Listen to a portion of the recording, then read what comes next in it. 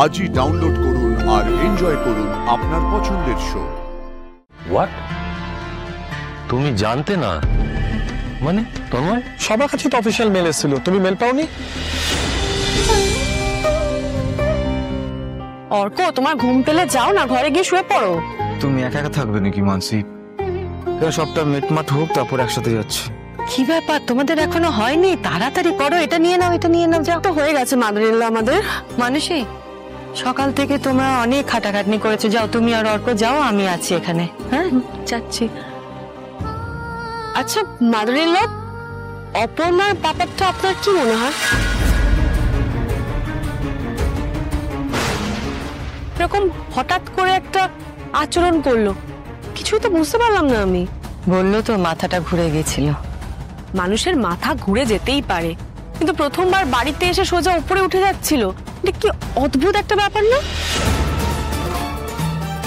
By the way মানসি, তুমি অপর্ণার খোঁজ নিয়েছো? এখন কেমন আছে?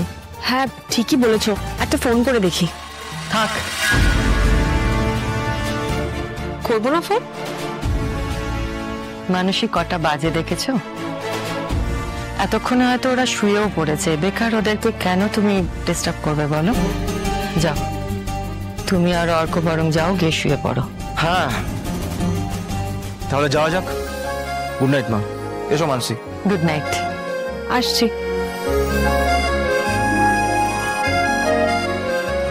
মাদারিল্লাহ, অপর্ণার ব্যাপারটা কিন্তু আমাকে খুব ভাবাচ্ছে। মানে সব মিলিয়ে আর কি, প্রথমবার আমাদের বাড়িতে এলো পুজো উপলক্ষে, কিন্তু পুজোতেই থাকলো না। এবারে পারেনি, পরের বার যখন আসবে নিশ্চয়ই পারবে। হ্যাঁ কিন্তু মানুষই অনেক রাত হয়ে গেছে, যাও নিজের ঘরে যাও। আমিও বরং নিজের ঘরে যাই।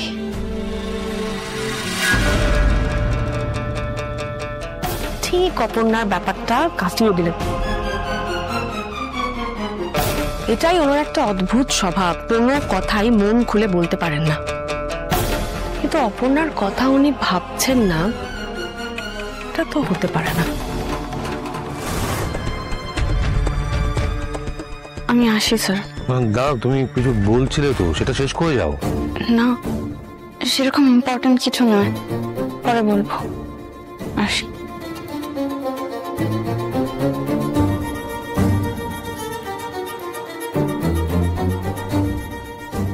ঘুরে ফিরে সেই একই জায়গায় ফিরে আসছিস, হয় বাড়িতে নয় অফিসে, সুযোগ পেলেই দুজনে তোরা। দেখ কিঙ্কর, গতকাল আমি ওকে ইনভাইট করিনি, আজকেও আমি আমার কেবিনে ওকে ডাকিনি। তো প্লিজ, মা কালকে ইনভাইট করেছিল বলে ওরা আমাদের বাড়িতে গিয়েছিল। এ বেশ, বিশেষ সিংহ না হয় দেখেছেন, ইনভাইট করেছেন, কিন্তু তোর কি করা উচিত ছিল? কি করা উচিত ছিল বল, তুই বল। মাকে বারণ করা উচিত ছিল। আমি তো জানতামই না মা ইনভাইট করেছে। ইভেন আমি বলেইছিলাম যে অফিসের কাউকে যেন ইনভাইট করা না হয়। তারপরে যখন ওনারা আমাদের বাড়িতে গেলেন, আমি কি অপর্ণার বাবা মাকে বলতাম যে আপনারা কেন এসছেন? না, অপর্ণাকে জিজ্ঞেস করতাম তুমি এখানে কেন? বল, বাদ দে। আমি ঠিক করেছি অফিসের কাজে আমরা একটু অফসাইড যাব। আমি সব কথা বলে রেখেছি, তুই ব্যাপারটা একটু দেখে নে সব ঠিকঠাক আছে কিনা।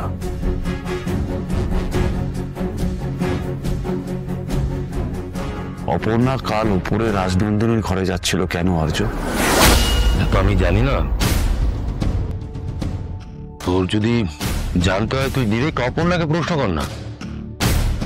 তোর প্রবলেম থাকলে অপর্ণাকে না করে তুই মীরাকেও করতে পারিস। মীরা তো ওখানে ছিল, ও সবটা দেখেছে। আর এই সব কথা তো মীরাই তোকে বলেছে। মীরার কাছে সব ডিটেল আছে, তুই ওকে প্রশ্নটা কর। আমি কি করে জানবো বলতো কেন দিয়েছিল?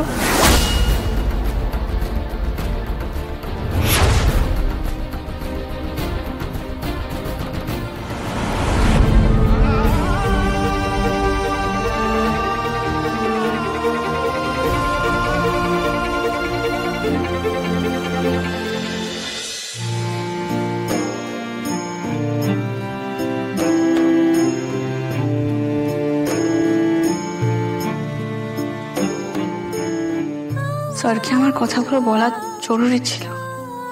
আপনি কি ভেবেছেন আমি জানি না। আমার দিকটা পরিষ্কার করে বুঝিয়ে না বলা পর্যন্ত একটা অস্বস্তি। এভরিবডি, একটা আমরা অফসাইডে যাওয়া নিয়ে আমার একটা ছোট্ট জিনিস জানানোর আছে। আমরা 7টার সময় আজকে অফসাইডে জন্য রওনা দেব, আর আমরা রাতে অফসাইডেই থাকবো। তোমরা যদি চাও এখন বাড়ি ফিরে যেতে পারো। আমরা মিট করছি সন্ধ্যে 7টার সময়। Is it okay? Is it okay?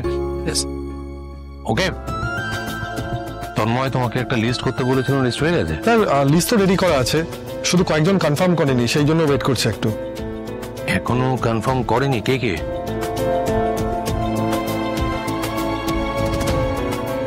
Sir 3জন, রজত, মিলি আর অপর্ণা।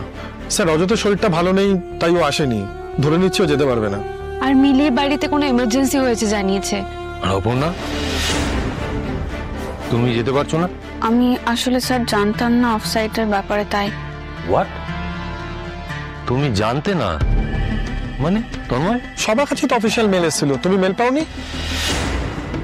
আসলে খুব শর্ট নোটিসে সবকিছু ঠিক করা হয়েছে।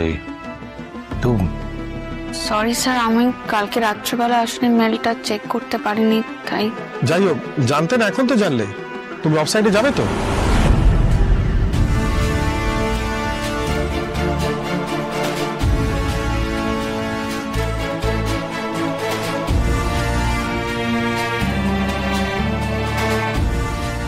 অপর্ণা, তুমি কি অফসাইডে যাচ্ছ?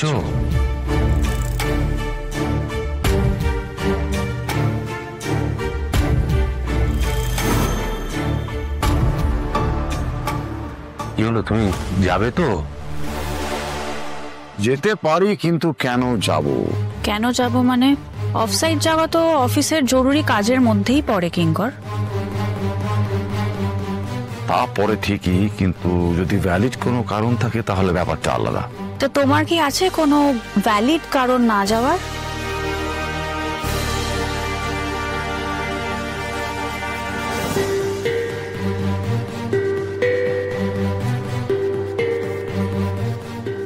অপর্ণা, তোমার যদি কোনো প্রবলেম থাকে তুমি বলতে পারো।